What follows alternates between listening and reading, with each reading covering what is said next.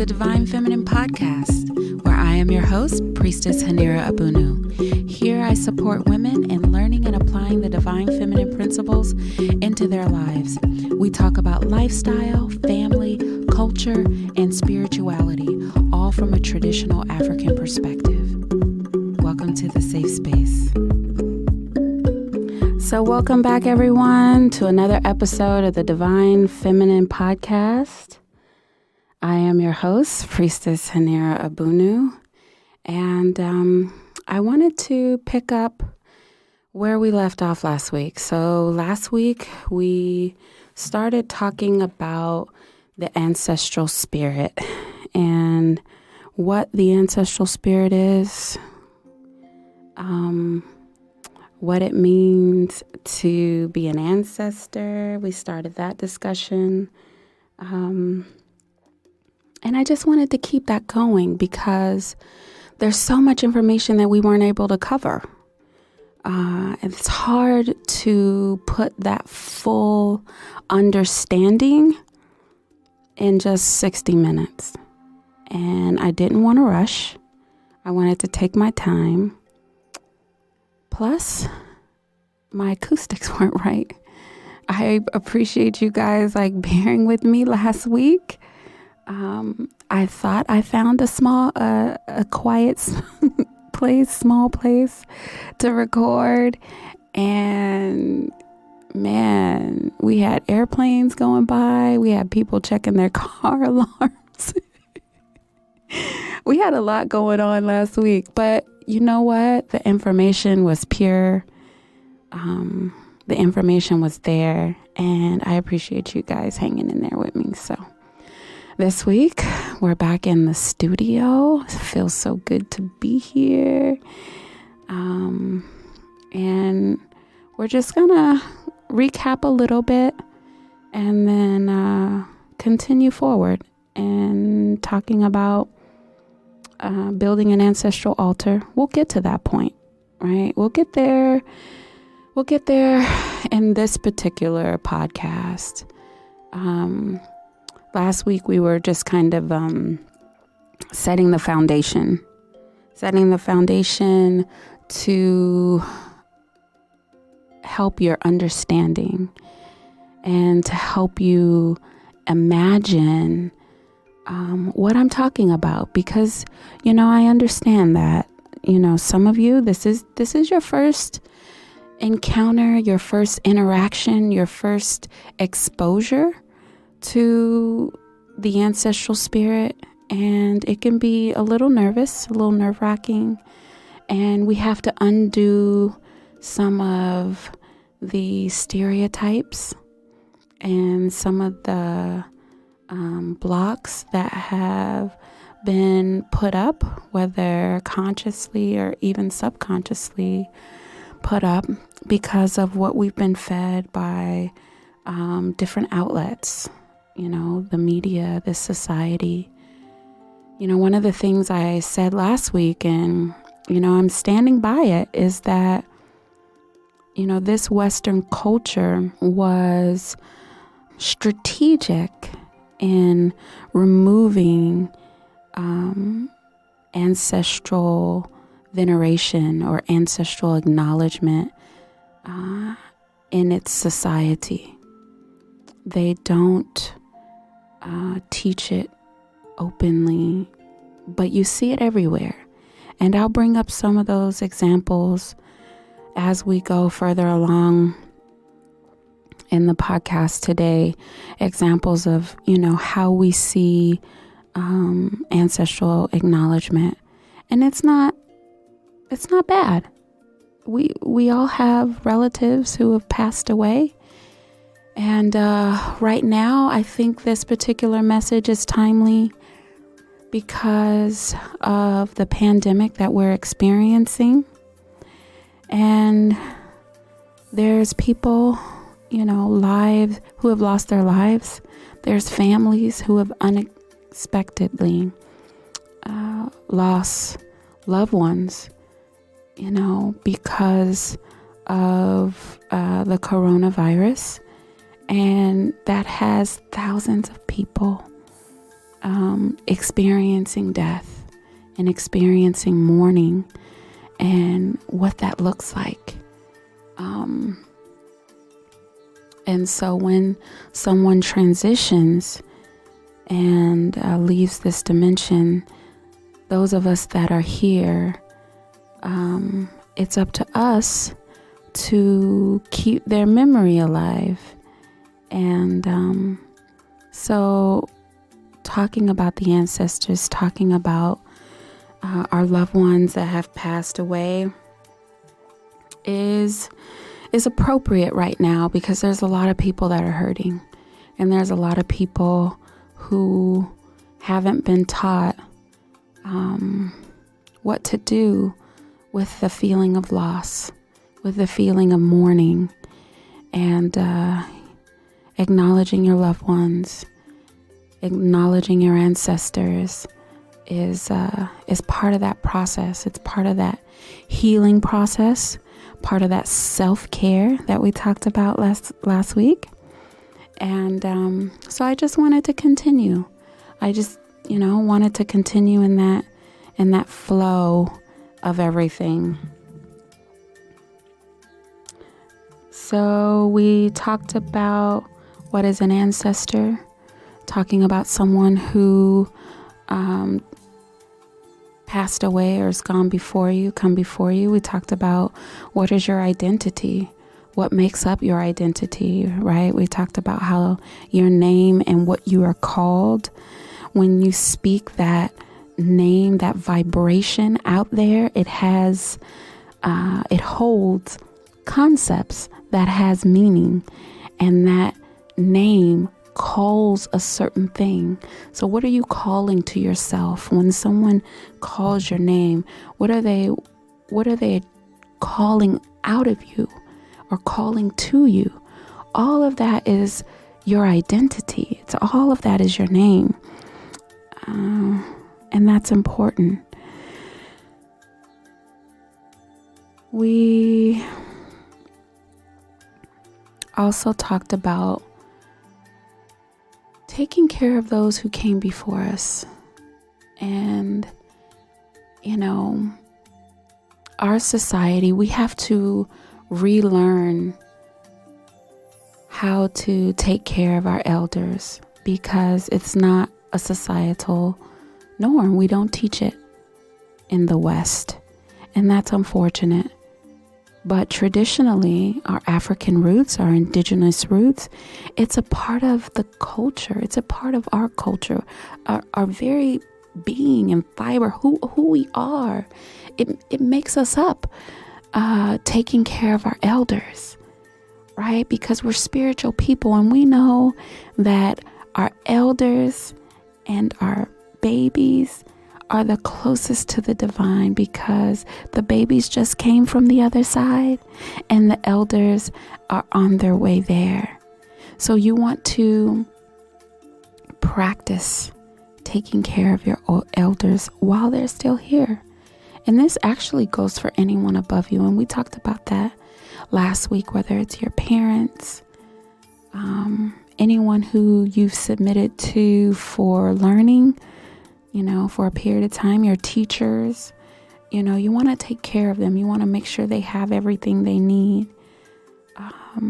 I tell my children, this is a side note, but I tell my children, I'm like, if you guys are standing around watching me work, this isn't a good thing.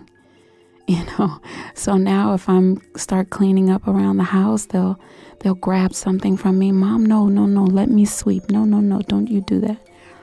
And the same goes if their sibling, if the oldest is cleaning, I'm asking those little ones, why are you letting your big sister, your big brother clean more than you? Take that from them, right? Because culturally, we always take on and try to lessen the burden of the one above us. And so that's with our elders. And when they transition, we continue that while they're ancestors. So that's important. And we talked about why. We talked about why that Our ancestors are our first connection to the divine.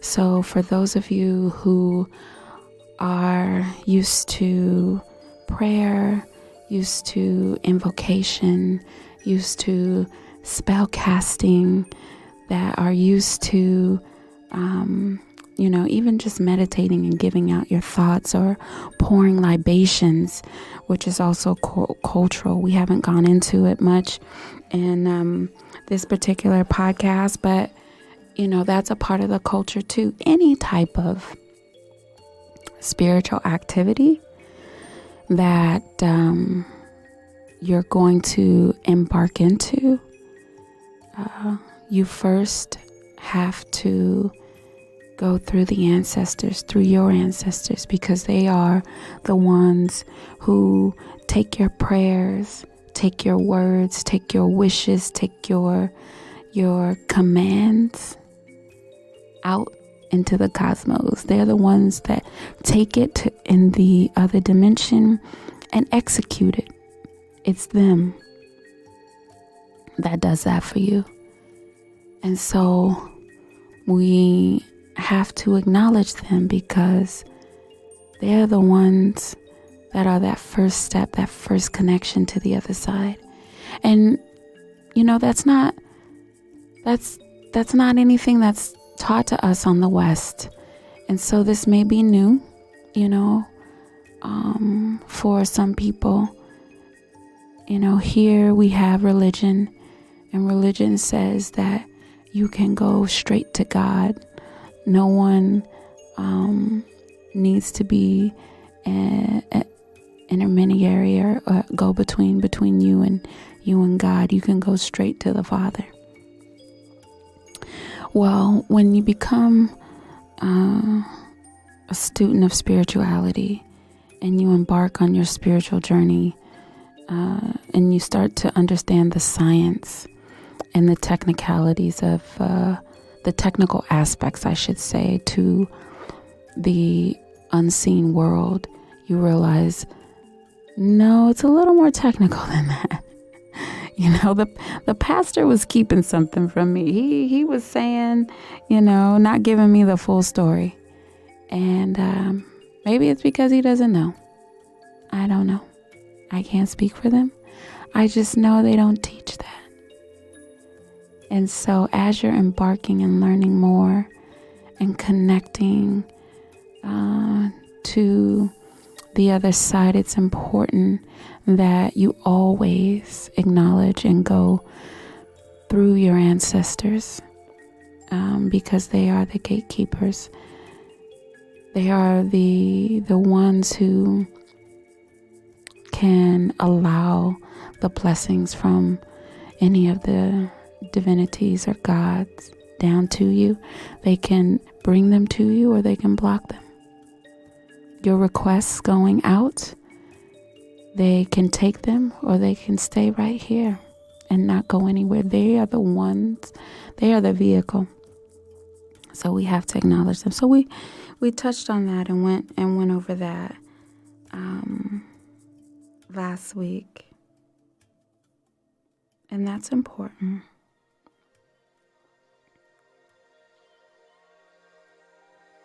And then one of the last things that we went over was how having an altar is ultimately self-care and the acknowledgement of yourself and giving time to yourself. So that's just kind of a recap, right? So last week we went over, what ancestors were and why we need to acknowledge them in our lives.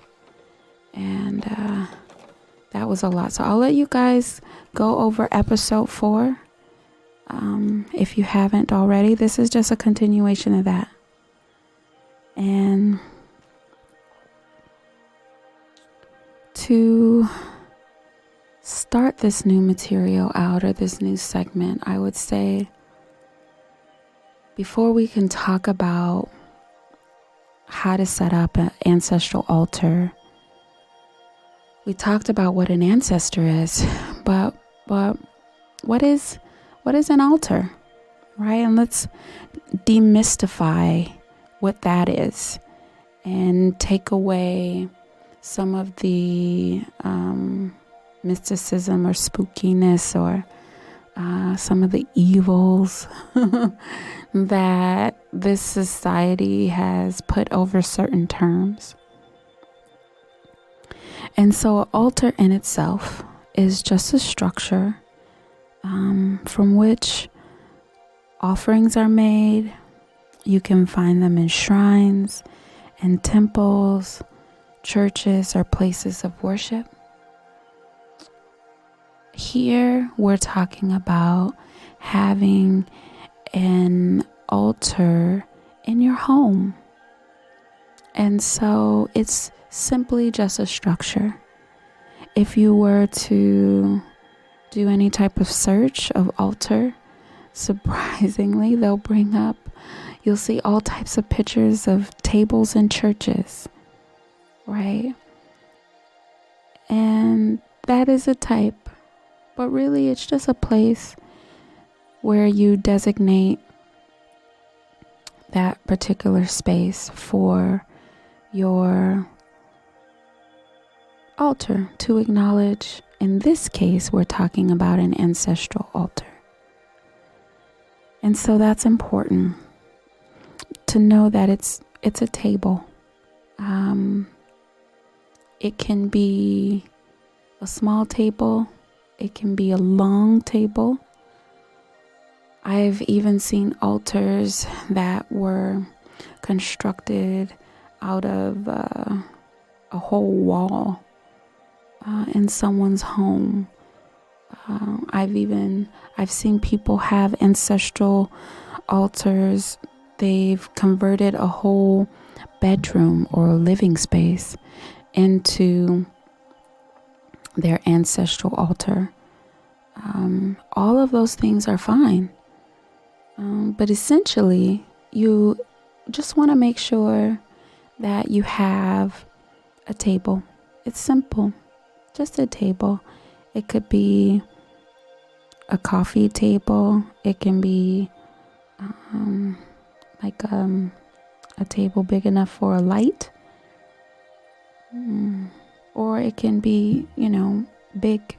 It depends on, what you're going to use it for. As far as if you're going to use it just for, say, an acknowledgement altar. And it's an ancestral altar where you just do acknowledgements. So that's one type of altar. Or if you're going to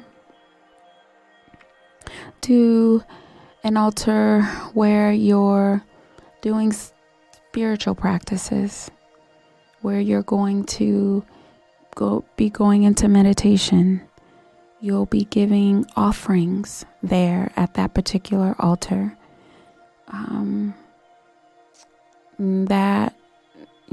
The two different ones, they kind of serve the same purpose, but one you want to have it more, have the space more designated.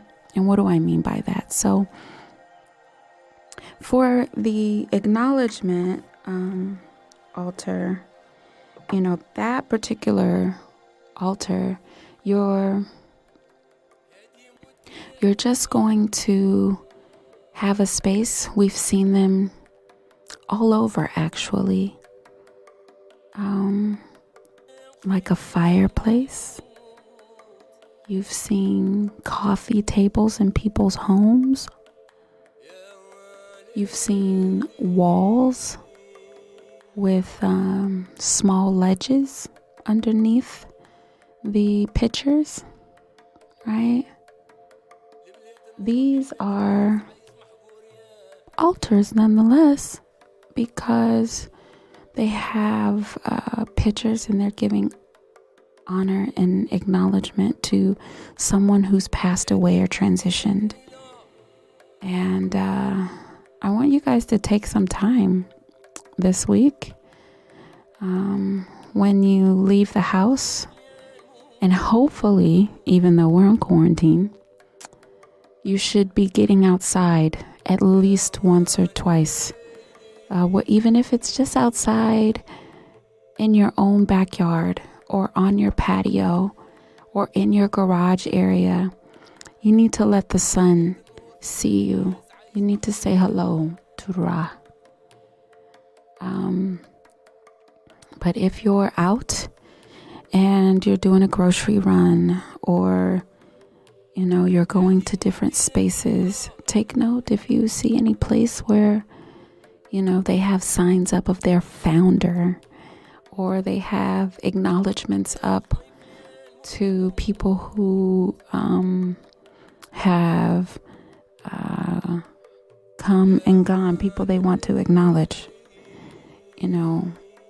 or if you're going to visit someone, and they have a table or a fireplace and they have pictures up of their loved one. That is a very loose yet still altar, place where you acknowledge your dead. Okay, so that is the simple or acknowledgement altar. Then if you have, or not have, but say you decide, I want to make this more than just that, then that's where you get into the altar space, where you would be spending time in that space. And so there's certain requirements, certain things that you want to make sure you have for that space, and we'll go through all of those, and I'm just gonna give a beginning level starter directions for this, because if you're an honest seeker and you want to go a little further, you really should have a teacher or someone who's guiding you, especially when you start to do certain spiritual practices, because you don't want to invoke or start a process that you're not fully aware of what you're doing and what you're accessing. So that's important. So these are just very general examples and directions that I'm going to be giving during this particular podcast. But if you say, Priestess, I want to work with you, I want you to show me, I want you to help me set up my altar space, I want you to activate the altar space that I have, I can do that for you too, no problem. I have people that I work with all over the country, and I would be honored. So you can just message me, email me, DM me, and we can make that happen. So let's transition a little bit and talk about the altar space that's not the general one, because that one we don't do much there. Let's go and talk about the one where we may do some spiritual activities at. What type of spiritual activities would we do? That's a good question. That's a very good question. And the answer to that, especially in the beginning, right, is you want to have that as a space where you can go and connect with your higher self, connect with your ancestors, connect with those loved ones who have passed away, and acknowledge and reminisce on them. You can also use this space as a dedicated meditation space.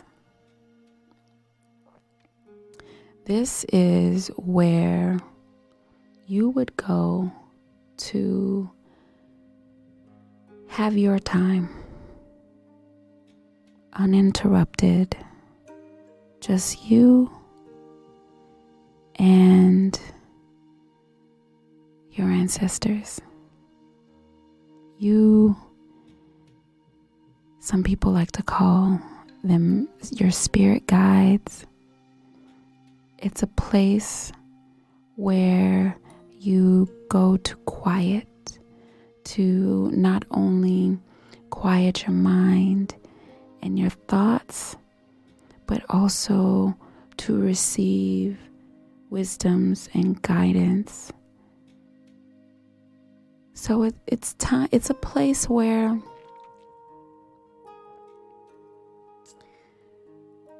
around it needs to be protected or considered sacred, right? And that takes some maneuvering in this life that we live, because our lives aren't set up for that, generally speaking.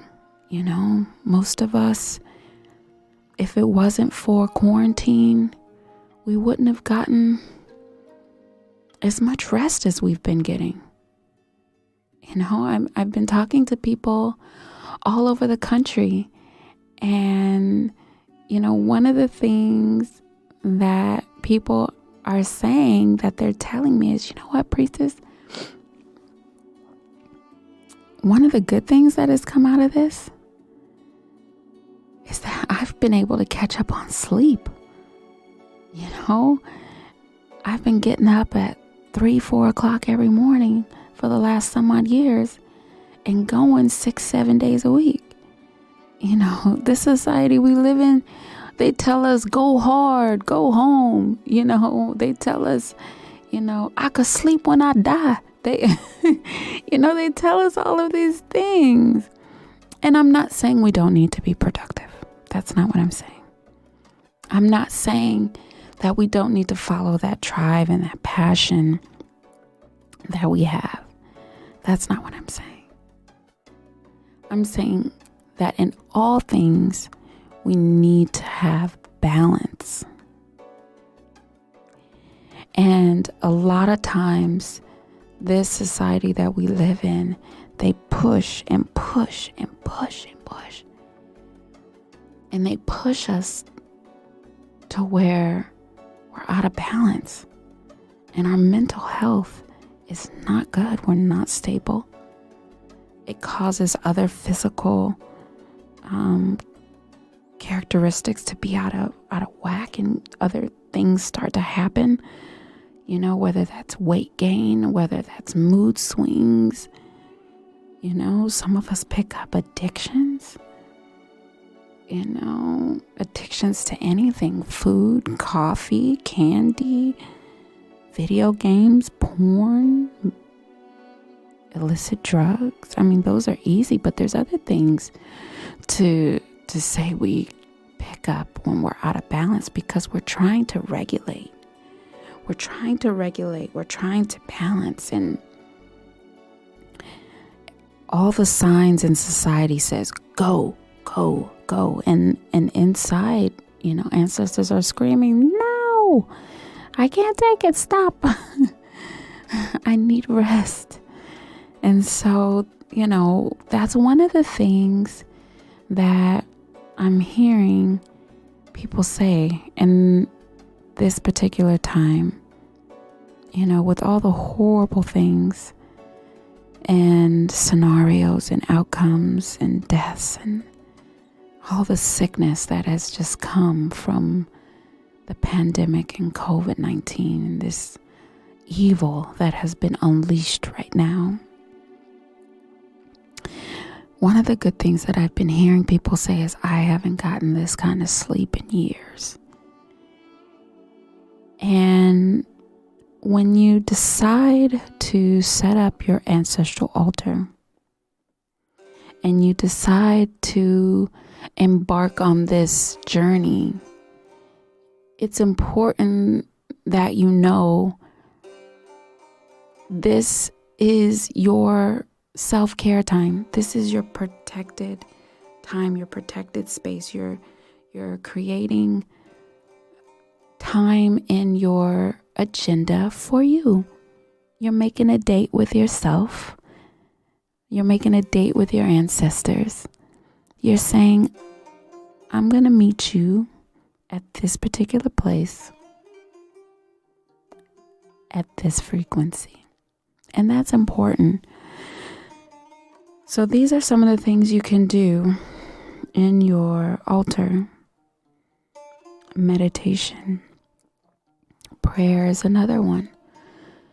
Sometimes I don't like to use the word prayer because as we start to change our paradigms from a religious one to a more spiritual one, using the words from religion, sometimes it causes people to either cringe and they're just like, oh no, this is too much like religion, and they run from it. And then other times people are like, well, I understand prayer. I can relate it to that. That I know. So sometimes I don't use that word, and then other times I will. I try to stay away from it. But to help people in their paradigm shift, sometimes we have to relate something new to something they've done before so that they won't fear it. And so when you're talking or communicating, invoking your ancestors, we want to respect it just like we would a normal prayer space or create that type of space. But this is a space where you can go and talk to them, and that's important because some of us have lost loved ones recently in this whole crisis. We're looking to pick up the pieces of life, but this time without the ones that we love. And sometimes we're feeling lost and we just want to talk to them. We miss them. And where do we go for that? And I would offer to set up an altar. And you start there. And in the beginning, you may say, I don't want people to think I'm crazy. So you mean to tell me I'm going to be, in a room, in a particular space, sitting down in front of a table, just talking to myself? Yeah, honestly, that may be what it looks like on the outside to someone who doesn't know. But when we build the space around and we put all of the elements there that make it into an altar, there's absolutely nothing wrong with you speaking to your loved ones at that space. You should make a date with them and say, you know what? I'm going to be back this Thursday and I'm going to talk to you like we always did. Or your birthday is coming up and I want to honor you. And so I just want to sit and talk about your memory. Talk about the good times that we had. Talk about the challenges that I'm having in my life right now. And how I could use your guidance. How I need you to give me this wisdom to help me figure out a solution. How I need you to move existence in my favor. Nothing is wrong. Absolutely nothing is wrong. with you going to a altar space, to a particular space, and invoking that type of energy. You are a spiritual being, and this is part of you expressing yourself. I would almost challenge you to do it. So, meditation, prayer, and showing respect. We talked about it a little bit just now. When your loved ones have transitioned, showing respect to them, acknowledging them.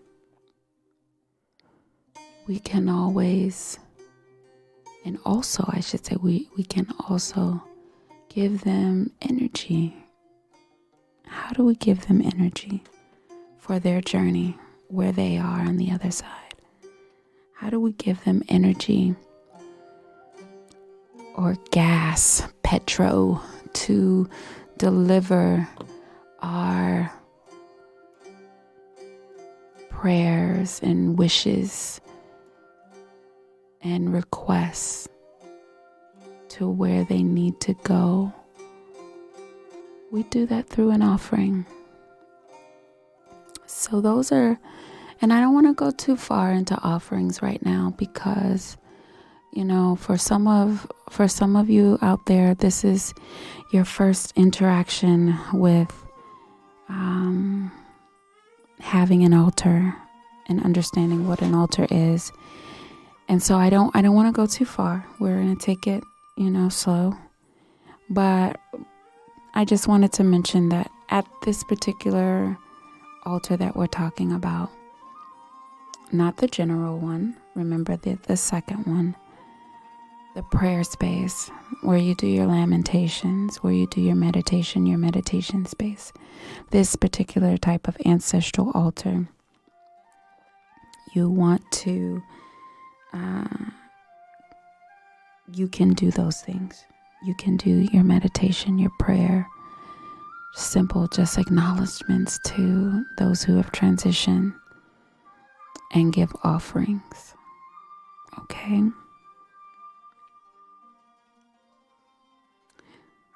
So now that we've talked about what an altar is, we know what an altar is. We know what we can do at an altar. Let's talk about, how do we make one? What are the fundamental basics of putting together an altar? Let's go over that.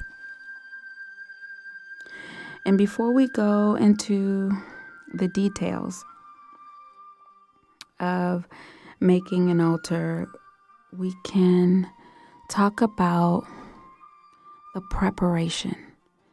And I touched on it a little bit earlier in this particular episode, but I want to reiterate now in this segment or part of the podcast because it's important to understand what you're doing. So for many of us here in the West, ancestral acknowledgement has not been done in our bloodline for generations. If you're like me and you're a child of a captured African that was brought here against their will, you have generations. I know for me, there was on one side of my family, because I've done my family tree, which I encourage all of you to go out and do your family tree. Do the research, interview your elders, talk to your parents, your cousins, get that knowledge before they pass away. Go to the county clerks. I know we can't do it now because we're in quarantine, but search the ancestries.com, the blackancestries.com, order your kits. And I'm not, I'm not doing a promo for anyone at all. This is honest, what you need to do. Again, we talked about it last week. This is what you need to do to build your confidence as a human being. But for my ancestry, we've had 5 generations. 5 generations of missing ancestral venerations. And this is, one side of my family tree. And so, in missing the acknowledgments of your ancestors, how long is that? For me, going back those 5 generations for this particular side of my family, that was 200 years. So 200 years. And this is just me and my personal example. On one particular side of my family, I had 200 years where my ancestors had not been acknowledged openly, where they hadn't been fed, they hadn't been given what they needed in the other dimensions and on the other side in order to thrive and support me in this existence. And so, as a bloodline, we had weakened. Our gifts had weakened. Everything had weakened because they just simply hadn't been acknowledged. They didn't have what they needed. They were hurting. And so many of us were in the same boat, And so when you embark on this journey, it's important for one to understand the obligation, to understand that your ancestors need you. Understand not only do they need you, but it is your obligation.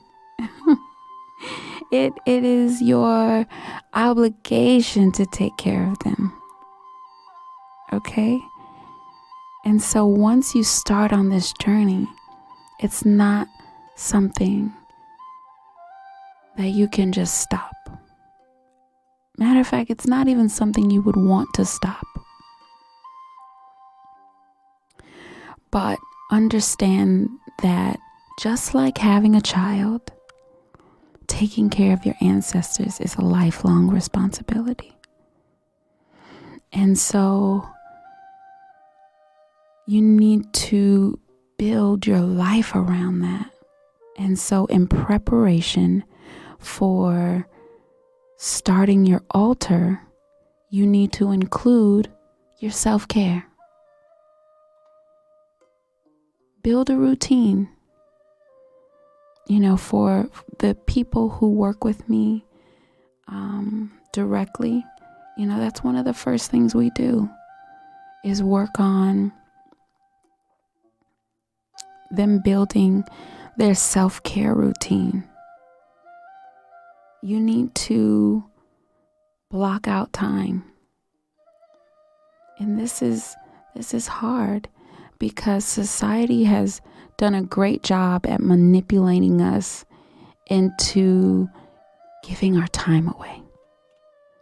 Whether we give it away to our jobs, whether we give it away, and that's mainly where we spend most of our time, whether we give it away, wasting it away with social media or watching TV or doing other things that aren't uplifting to us.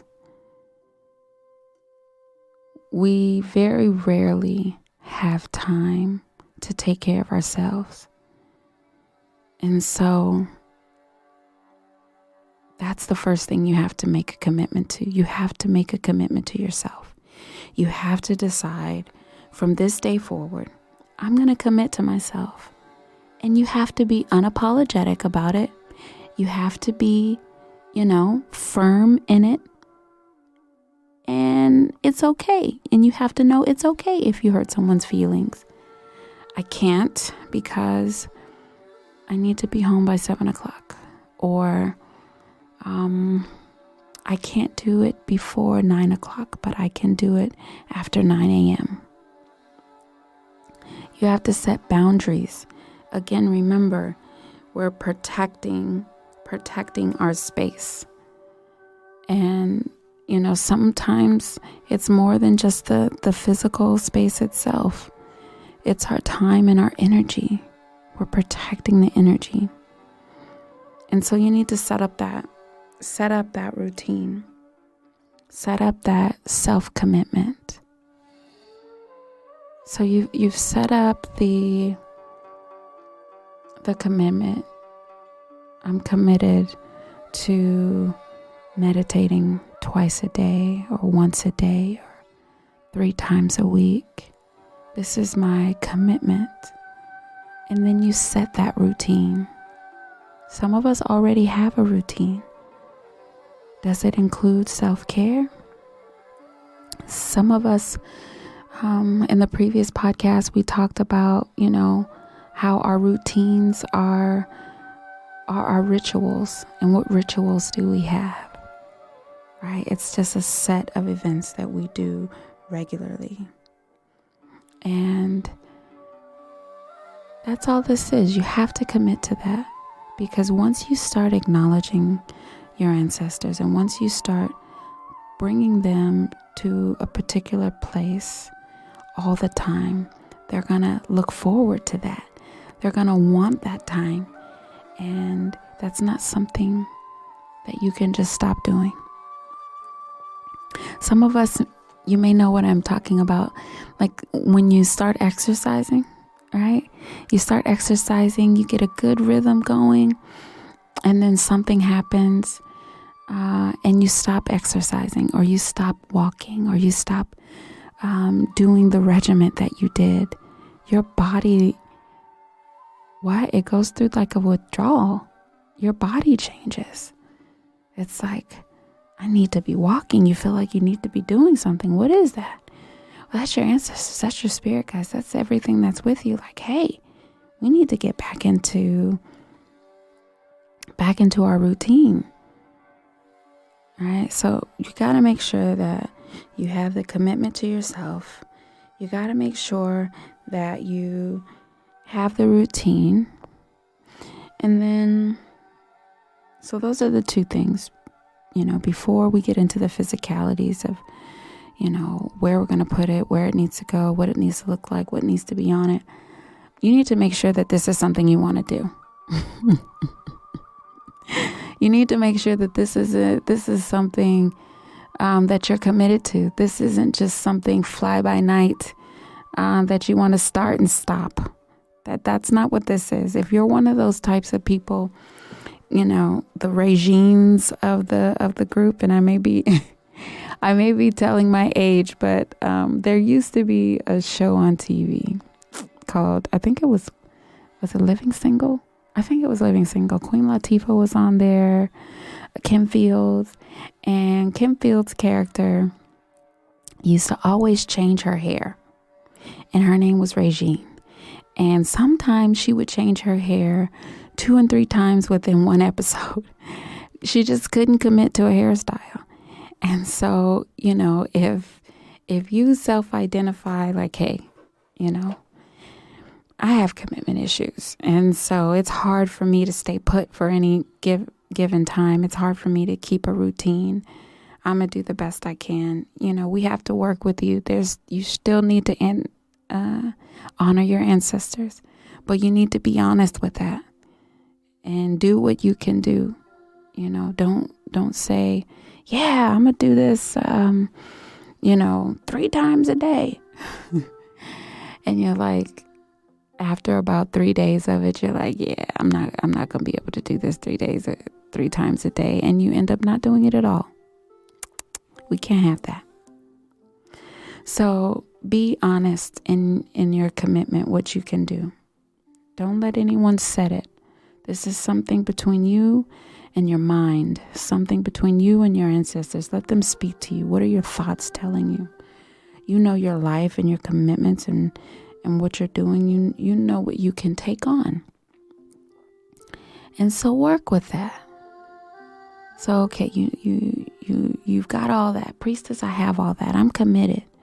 I got my routine, all together. I've been meditating at this particular time now. I got my routine. Now where do we go? How do I set up this altar? So remember earlier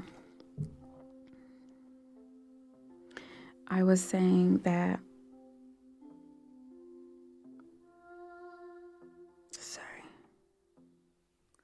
So remember earlier I was saying that it would be a table, which is true. It should be a table. And before you put the table in your home, we need to decide, where is it going to be? So for one, it should be in your home. It should be a place where you want your ancestors to come to. We want it to be in your home, in their designated space. We want it to be away from anywhere where we are having a human experience. So what do I mean by having a human experience? There's certain things that as human beings we do that divine beings don't have to do. There's certain things that we have to do because we're limited to this shell of a body that we're in right now. There's things that we have to do that other spirits or entities don't have to do. So because of that, we want to make sure that we have our altar space in a space where none of those activities are going on. So, okay, Priestess, what are you saying? Stop being so opaque. Be direct for me. So what do I mean by that? For instance, as human beings, we have to eat to survive. Yeah, that's something that is unique to us in this body or shell. We must eat to survive. Another thing we must also do is have sex. And some of you are like, I've been celibate for I don't know how long, and that's great. But in order for your bloodline to survive, you still need to have sex. Having a healthy, regular sex life in a committed relationship is necessary as a human being. Now, as far as regularity, I'm not going to get into that, what regular is for you. But I will say that in order for your bloodline, for this species, for us to survive and to continue, we must have sex to procreate. Not sex for fun. Big disclaimer. And that's a whole nother episode where we'll have to go into that deeper, but we need to have sex, for survival. What are some of the other things that we have to do to survive in this existence? We have to eliminate waste or use the bathroom. As we eat and we have to sweat and eliminate and purge out of our body. That's necessary. You won't survive long if you stop eliminating. There's a gross imbalance. And so with those three things, those are three things that spiritual beings on the other side, they don't have to worry about. That's unique to us in our human experience. And so we want to make sure that when we come before them, that it's not in a space where those things are going on, right? So when you are looking for the placement of your table, you want to place it in a place in your home where it's not a high traffic area, because again, you're going to want to meditate with them. You're going to want to have your conversations with them, communicate, invoke them. And that space is private. It needs to be sacred. And so you don't want that to be in a high traffic area. You also don't want it to be in the kitchen, in the bedroom, or in the bathroom. Okay? And I know I probably could have just said that, but I wanted to educate you guys and give you an explanation, because I think that's necessary. You need to understand the why sometimes. And so you want to make sure the placement of your altar is such to where you're not eating, you're not having to use the bathroom in that area, and you're not having sex in that area. And so keeping all of those things in mind are important for the placement of your altar. I can go into more detail as far as what direction it should be facing and all of those things, as we work together. For those of you who would like to work with me, you guys get more information. But for general purposes, we'll just leave it here. This is good. And if your situation is, I have a small space and I don't have it where I have to have a space. I have a studio apartment, or, I don't have my own space. I only have my bedroom. I would offer to do the best that you can. Do the best that you can with what you have. But ideally, we want to keep those considerations in mind. Okay? So now that we have made the commitment, we're ready to go. We're ready with the routine. We've already set that time aside in our schedule, and we've been doing it. We have our placement. We have our table, our placement. We know where it's going to be in the home. What do we put on it? What do we do? How do we make it an altar? Some simple things we can do. You want to have pictures of your ancestors up. Pictures of your loved ones. Start to gather them and put them on the table. You might also want to have a plant there, or light a candle, or some incense. These are all things that you can put on your altar space. I'll show a couple pictures on social media of different altar spaces to help you guys out. Just simple. If you guys want to send me pictures of your altar, you can do that. I'm sure whatever you put together will be beautiful. I just want to help any way I can. So just to recap before we end the session, what you would put on your altar would be pictures of your ancestors, plants, candles, any of the 4 elements, and burn incense, any personal items of your loved ones. If you'd like to put them there, you can. All of those things you can put on the altar. If you guys have questions, inbox me on social media. You can find me at Haneera Abounu on all social media platforms.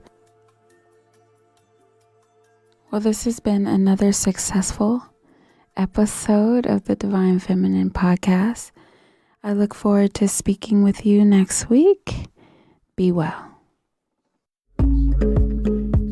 Come join me in April in San Diego for a spiritual retreat weekend. Also, in July, we're going to Africa for a spiritual awakening. Get more information on both events at eventbrite.com. To schedule a spiritual reading or life coaching session, please visit the website at divinefeminine.net. Thank you for listening to the Divine Feminine Podcast. Be sure to subscribe, share, and join the conversation on social media. You can find us at Haneera Abounu.